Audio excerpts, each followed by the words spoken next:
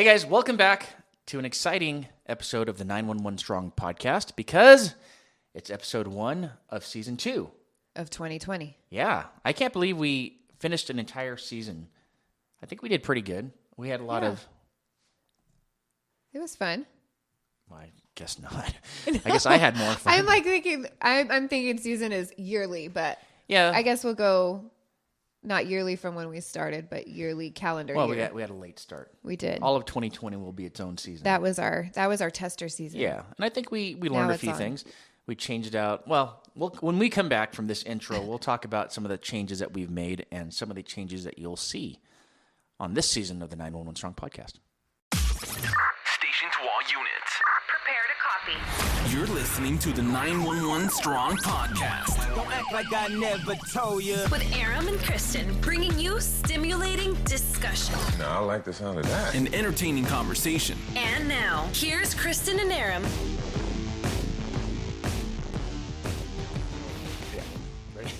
Ready, Freddie?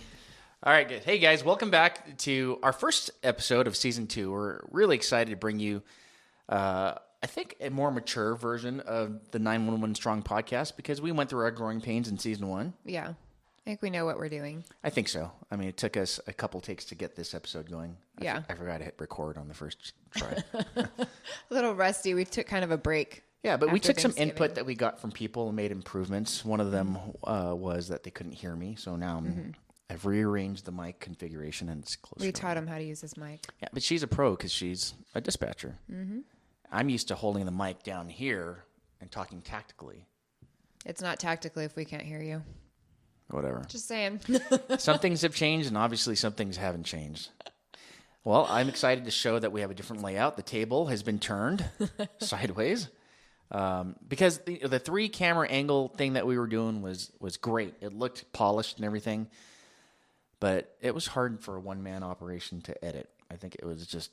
Yeah, I can't do that stuff. And people were complaining that the audio... Didn't match well? Well, no. I thought it did. Yeah, no, that the audio, that the podcast on the radio was coming out sooner than YouTube. Oh, yeah. And people were like, hey, what about us YouTube guys that don't have podcast outlets? I'm like, true. It's 2020, dude. Get with the podcast. That's horrible customer Maybe service. they just want to see your face. That is horrible customer service. Yeah, it is. But not very professional. no, but I think that just comes from the people that surround us in our industry, don't you think? Yeah. Which brings us to our topic. It does. Yeah. So we're talking about customer service as it relates to law enforcement. As a matter of fact, it's in response to a blog post called "Cops Do a Crappy Job at Customer Service." Do we? From my perspective? Yeah. Sometimes. Yeah, and from my perspective as well. I think... I'll include dispatchers in that. We do sometimes. Yeah, and it's law enforcement as a whole. Yes. I think cops was just something that was easy to stick in there. Yeah. And I'm only guessing because I was the author of that blog, so... No, it works. Yeah. I'm just throwing it in there since now I'm added to. She's always blaming me for not including the dispatchers in this. I'm sure if we took a vote, 99.99% of dispatchers would agree with me. Time for a break. Sorry. No, it's true. It's true. And we've had discussions in previous podcasts about the law enforcement culture and how dispatchers are the forgotten warriors. They're the element on the team that largely gets forgotten about. But we're going to work on that. And I think little by little, this podcast is going to change that culture. I hope so. I know so. So what did you write about exactly? Well, I got a little bit of flack from people when I posted it on social media, but I think by the time we get done with this episode, I think people will agree with us. But police work, I think one thing that we can all agree on is police work is customer driven. Yes. It's not retail, so a lot of people disassociate police work with customer service. But, I mean, how many police mottos do you see that say service in it, right? Committed to service, committed to excellence, courtesy and service. It's ingrained in us, and I think people forget we work for the people. Yeah. And as much as cops don't like to hear, we pay your salary, it's true. The citizens pay our salary. Yeah. And as such, at any given time, they can just say, well, we're tired of that agency's culture. Let's switch it up and bring the county sheriffs in or another local agency to police us. So it really behooves us to be better agents of customer service. It doesn't mean we can't do our job practically or tactically. It just means we have to be conscious and cognizant of the fact that the people we're dealing with expect customer service. Right. Think about it. When you're at Disneyland, you don't expect to get jumped on for wearing a Pulp Fiction shirt. Right?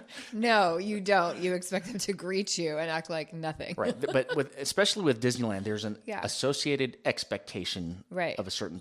As far as customer service goes, nobody beats. Yeah. Right? And same reputation for Costco or Nordstrom's. Their return policies. Chick-fil-A. Chick-fil-A, yes, right? My pleasure. There's an expectation. And somewhere along the line, the expectation of law enforcement became this Adam 12 courtesy and service to this Southland, I'm entitled to my ice cream break culture, which is cool. It looks great for dramatic TV, but it doesn't do anything for us in terms of getting citizen cooperation. Yeah. And I think we can argue that in this day and age, we can use all the customer cooperation we can. Yeah. What do you think? What is the biggest complaint you guys get over in dispatch? From the citizens that we're cold, we're rushing them along, that we don't care. No, not from officers, from the customers. That too.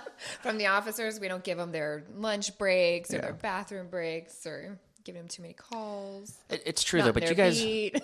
So it works two ways. I think it takes a little bit for the customers out there to understand what you guys are going through. When you get a call through the 911 system, it's an emergent call. Right. Or so you believe. Yeah. So when someone says someone's trying to get into my house, you are more familiar with the information that you need, so you're rushing them. Yes. Hey, I'm glad that, they might say, okay, I live in the blue house. But no, I need the address. Yeah. Okay, it's on Lincoln Boulevard. Okay, well, I need the street number. So yes, it gets old, and it seems rushed, but you're doing it for their welfare. Right. They don't understand that as we're getting that information, we're giving it out as well. Right. So yeah, they get a little bit frustrated with that and they forget. And at the same time, us as dispatchers, and officers, we deal with the same thing repetitively to the same extent for the most part. We forget to see them that this is maybe their first time going through it, and this is their traumatizing day. And we forget about that because we get so complacent and so used to doing the same thing over and over again. But to them, this is their first isolated incident. So of course they're escalated and upset. Right. Because the average person doesn't call 911 or dispatch more than once a year, if that. Right? If ever, yeah. So for a lot of them, it's their first time and they have no expectation, but they know that they're calling you for help and they expect a helpful person on the other end. That's good to know. So someone that's receiving that call, for any of you dispatchers that are out there, that's something that we have to kind of bring ourselves back down to earth on. Yeah. Right. Yeah. What are some... So now that you know that, what are some good ways to remind yourself of that? Because you're staring at a monitor, you're talking into a mic piece, and so it's easy for you to become familiar with that and say, "Hey, I'm just talking to a mic piece." Yeah. How do you humanize that mic piece? One thing I always go back to is what if it were family? So would I be talking to my, I have some of my family members that live in the city I work. So would I really be talking to my mother-in-law that way if she was calling me in a panic? And at times they have called for things that were police related and they were in a panic and I couldn't, you treat them differently because you have that attachment to them. So that's how you should treat everyone that calls, or at least try to. Right. So would it be safe to say that you should be treating people as if you would want your family members to be treated? Yeah, I guess it goes back to that whole thing. Treat others as you want to be treated. If you were to call for service, you already have that level, I guess, expectancy level of how you should be treated and how the dispatcher should be handling the call. So you should be doing it the same way. So I think I learned that a long time ago because, as you know, at our agency, we have a lot of people that are homegrown. Your husband is, and he has family in the city. So when I came from the sheriff's department, which was the largest sheriff's department in the world, we moved around a lot. There's a huge territory. It was hard to get invested in the community. There was no, hey, Mrs. Jones down the street, bake this. It just doesn't happen. You don't develop that relationship as easily as you do a smaller agency.